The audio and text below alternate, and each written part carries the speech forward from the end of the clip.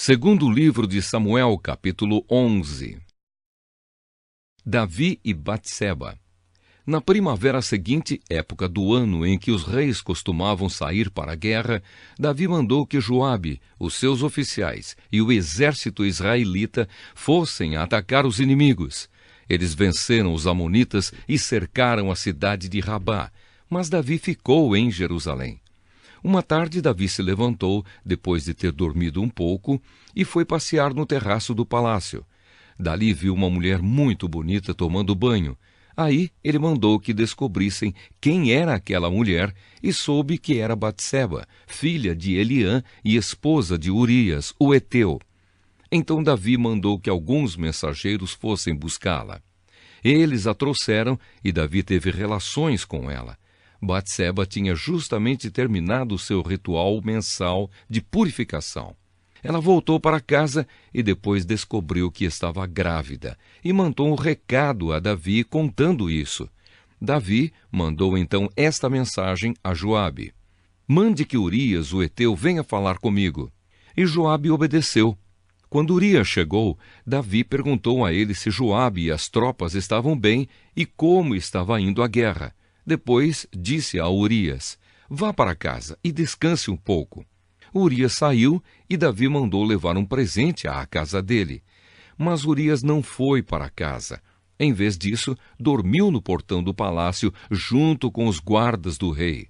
Quando Davi soube que Urias não tinha ido para casa, perguntou-lhe: "Você acaba de voltar depois de ter ficado fora muito tempo. Por que não foi para casa?"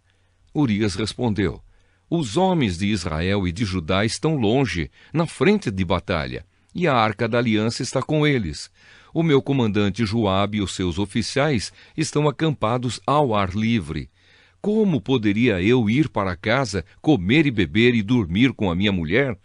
Juro por tudo o que é sagrado que nunca poderia fazer isso." Então Davi disse: "Fique aqui o resto do dia. Amanhã eu o mandarei de volta." E Urias ficou em Jerusalém naquele dia e no dia seguinte.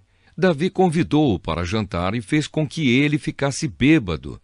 Mesmo assim, Urias não foi para casa naquela noite. Em vez disso, dormiu no seu cobertor, no quarto da guarda do palácio. Na manhã seguinte, Davi escreveu uma carta a Joabe e a mandou por Urias. Davi escreveu o seguinte: "Ponha Urias na linha de frente, onde a luta é mais pesada. Depois se retire e deixe que ele seja morto." Por isso, enquanto estava cercando a cidade, Joabe mandou Urias para um lugar onde sabia que o inimigo estava mais forte.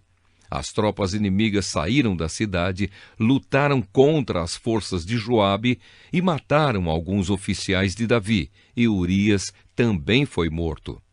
Então Joabe mandou a Davi notícias da batalha. Ele disse ao mensageiro o seguinte: "Se depois de você contar ao rei tudo sobre a batalha, ele ficar zangado e perguntar: 'Por que vocês chegaram tão perto da cidade para lutar com eles? Não viram que eles poderiam atirar flechas do alto da muralha?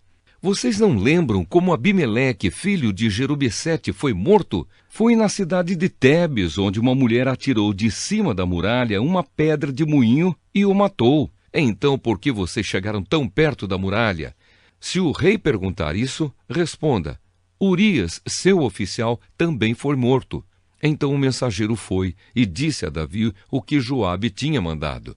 O mensageiro disse assim: "Os inimigos eram mais fortes do que nós e saíram para fora da cidade para lutar em campo aberto.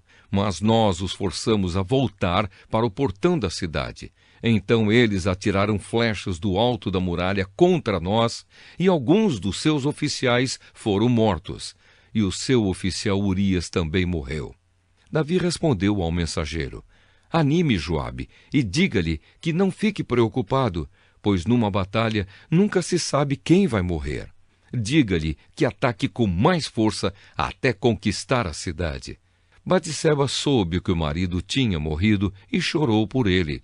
Depois que passou o tempo de luto, Davi mandou trazê-la para o palácio.